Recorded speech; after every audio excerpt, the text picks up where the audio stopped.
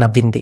D Ramachandra Raju గారు రచించిన ఈ 10 కథల చిన్న పుస్తకం 1991 నుంచి 2004 వరకు రకరకాల పత్రికల్లో ప్రచురించబడ్డ మార్మికమైన కథల మణిహారం.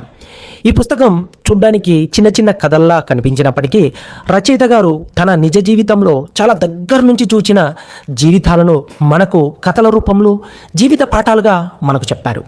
రచయిత గారికి తన రచనా శైలితో మన ఆలోచనలను మన ఆలోచన తీరులను మార్చే కలం మన రామచంద్రరాజు గారిది. ఈ కథలన్నీ రాయలసీమలోనివి. అందులో నుంచి మొదటి కథ పవర్. కరువు తాండవించి తినడానికి తిండి కూడా లేని పరిస్థితులు రావడంతో ఒక కుటుంబం కట్టుబట్టలతో చిన్న పట్టణానికి రావడం జరుగుతుంది.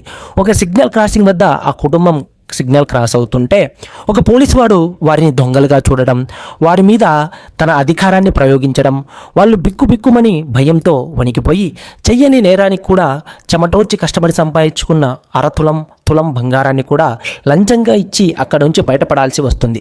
ఇదంతా చూస్తున్న ఆ కుటుంబంలోని ఒక 10 సంవత్సరాల కుర్రవాడు ఎలాంటి వ్యక్తిగా తయారవుతాడు అన్నదే ఈ మొదటి కథ పవర్ చెబుతుంది. Next the weight. ప్రేమ అంటూ ఒక అమ్మాయి చుట్టూ తిరిగి ఆ అమ్మాయిని ప్రేమను గెలిచిన తర్వాత ఆ అబ్బాయి తనకు కావాల్సిన కామాన్ని సెక్స్ని తీర్చుకోవడానికి ప్రయత్నించడము, ఆ అమ్మాయి ఆ ప్రయత్నాన్ని సున్నితంగా తోచిపుచ్చడం జరుగుతుంది. ఇంట్లో పెద్దలకు చెప్పి పెళ్లి చేసుకుంటానని ఊరు వదిలి వెళ్ళిన అతను తిరిగి రాడు. అలా ఆ అమ్మాయి అతని కోసం ఎంతలా వెయిట్ చేస్తున్నది, చివరికి ఏం జరుగుతున్నది అన్నదే ఈ వెయిట్ స్టోరీ. ఇంకా మూడవ కథ కన్నీటి వాసన. రాయలసీమలో కరువుకు బలైన ఒక రైతు కథ. ఎంతో ప్రీతిపాత్రంగా పెంచుకున్న ఒక చీనీ తోట కరువుకు నీరు లేక ఆ తోట చీనీ చెట్లు ఎండిపోతాయి. వాటి మీద తన కుటుంబం ఆధారపడుతుంది. తన కుటుంబ స్థితిగతులు సమస్యలు తీరిపోతాయన్న ఆశతో ఉన్న ఆ రైతు పరిస్థితి చివరికి ఏమైంది అన్నదే ఈ కన్నీటి వాసన. ఇంకా నాలుగవ కథ ఇదిగో ఇక్కడి దాకా. ప్రేమించి పెద్దల్ని ఎదిరించి మరీ పెళ్లి చేసుకున్న ఒక కొత్త జంట కొత్త జీవితాన్ని ప్రారంభిస్తారు. భర్త చెడు వ్యసనాలకు అలవాటు అవడంతో, ఎంతో భవిష్యత్తు ఉందనుకున్న తన జీవితం ఇలా అవడంతో వేరే ఊరు వెళ్దామని చెప్పడంతో ఒక రైల్వే స్టేషన్లో వెయిట్ చేస్తూ ఉంటే ఇదిగో ఇక్కడ దాకా వెళ్ళొస్తానని చెప్పిన భర్త ఇప్పటి వరకు తిరిగి రాకపోవడంతో పిచ్చిదైన ఒక అమ్మాయి కథ ఇదిగో ఇక్కడి దాకా. ఇలాంటి కథలు చదివితే ఎక్స్పెక్టేషన్కి రియాలిటీకి మధ్యలో ఎంత తేడా ఉందో ఏం తేడా ఉందో తెలుస్తుంది. పొరపాటు చేయకుండా మనం జాగ్రత్త పడవచ్చు అనేది మనం ఈ కథ నుంచి నేర్చుకోవాల్సిన విషయాలు. అది అమ్మాయి కావచ్చు, అబ్బాయి కూడా కావచ్చు. నెక్స్ట్ చీకటి సపడి కథ. ఒక మంచి ఉమ్మడి కుటుంబంలో ఉన్న భార్యాభర్తలు తర్వాత ఆ కుటుంబం నుంచి వేరుపడి జీవితాన్ని కొనసాగిస్తూ ఉంటారు. భర్త మితిమీరిన అప్పులు చేయడం, అప్పులు తీర్చడం కోసం భార్యను కువైట్కి పంపడం జరుగుతుంది. ఆ పంపిన డబ్బులతో అప్పులు తీర్చకుండా భర్త చెడు వ్యసనాలకు గురవడం, కువైట్ నుంచి తిరిగి వచ్చిన భార్యకు అక్రమ సంబంధాలు అంటకట్టడం భర్త వంతు అవుతూ ఉంటుంది.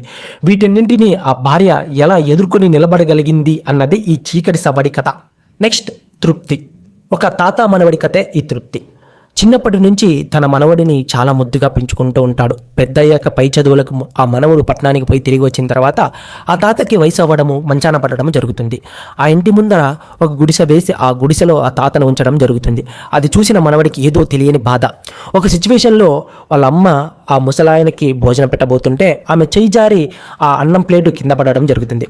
మాట పెరిగి ఆ తాతని వాళ్ళ అమ్మ పెద్ద మాట అనబోతుంది. ఆ తాత ఏదో అనబోతుంటే మనవడు ఒక పెద్ద కట్టె తీసుకొని తాతను కొట్టడానికి వెళ్తాడు. మా అమ్మ నాన్న మంచి వాళ్ళు కాబట్టి నీకు ఒక గుడిసె వేసి ఇంత అన్నం పెడుతున్నారు. వాళ్ళు ముసలి వాళ్ళైతే నేను ఈ గుడిసె కూడా వేయలేకపోవచ్చు, చెట్టు కింద పెట్టవలసి రావచ్చు. ఇంత అన్నం వేసేందుకు కంచం కావాలి కదా, ముసలి వాళ్ళకు కొత్త కంచం ఎందుకు, ఇదే పనికి వస్తుందిలే వాళ్ళిద్దరికి కూడా అనుకుంటే నీవు దాన్ని పనికి రాకుండా చేశారే అన్నాడు. ఇంతకన్నా మంచి సమాధానం ఎవరు ఇవ్వలేరు కదా. నీవు నీ తల్లిదండ్రులు ఎలా చూస్తావో నీ పిల్లలు కూడా అలాగే నిన్ను చూస్తారన్న మినిమం కామన్ సెన్స్ లేకుండా ప్రవర్తిస్తున్నారు. వారికి ఇది ఒక మంచి జీవిత పాఠంగా గుర్తుంచుకోవాల్సిన కథ ఈ తృప్తి. ఇలా మొత్తం 10 కథలున్న ఈ నాగమణి నవ్వింది అనే చిన్న పుస్తకం ప్రతి ఒక్కరూ తప్పకుండా చదవాలని నేను రికమెండ్ చేస్తున్నా. ఇందులో ఉన్న ప్రతి కథ ఒకరి జీవితం. ఆ జీవితాల నుంచి వారు చేసిన తప్పులను మనం చేయకుండా ఉండగలగడం మనం నేర్చుకోవాలి. మరొక ఇంట్రెస్టింగ్ వీడియోతో మళ్ళీ కలుద్దాం. Thank you for watching. Keep smiling.